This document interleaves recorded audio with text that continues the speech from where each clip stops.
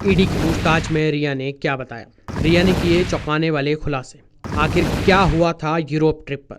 Sushant case में आए दिन नए नए खुलासे हो रहे हैं। फिलहाल पूरे मामले की जांच सीबीआई और ईडी कर रही है। सुशांत और रिया अक्टूबर 2019 में यूरोप ट्रिप पर गए थे। इसी ट्रिप को लेकर कई बार रिया पर आरोप लगते रहे हैं। सुशांत के कुक नीरज ने भी इस ट्रिप के बारे में बताया था। सुशांत और रिया यूरोप के ट्रिप पर गए थे। सुशांत ट्रिप पर जाते समय बिल्कुल ठीक थे, लेकिन आने के बाद उनकी तबीयत ठीक नहीं रहती थी। ईडी से पूछताछ में रिया ने बताया, साल 2019 के अक्टूबर में सुशांत और मैं छुट्टी मनाने यूरोप ट्रिप पर गए थे। वहां ठहरने के लिए फ्लोरेंस में करीब 600 साल पुरानी एक हेरिटेज होटल बुक किया था। इस होटल की दीवारों पर कुछ पुरानी पेंटिंग्स लगी हुई हैं। उन्हीं में से एक पेंटिंग को देखकर सुशांत डर गए थे और रुद्राक्ष माला जपने लगे थे। इसी पेंटिंग को देखने के बाद से सुशांत की मानसिक स्थिति बिगड़नी शुरू हुई थी। रिया ने आगे बताया, मैं और मेरा भाई शोविक अलग कमरे में थे। जब हम सुशांत के कमरे में गए तो वो बेहद घबराए हुए थे और कुछ मंत्र पढ़ रहे थे। मैंने पूछने की कोशिश की, लेकिन उन्होंने बस इतना बताया कि वो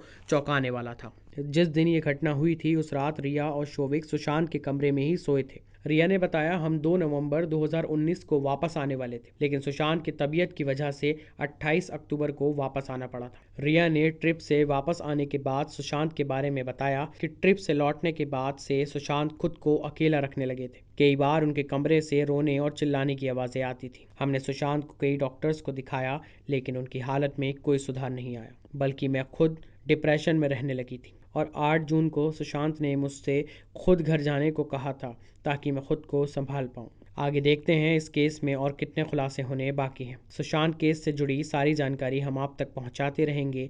हमारे चैनल तरकश को सब्सक्राइब करना ना भूलें। धन्यवाद।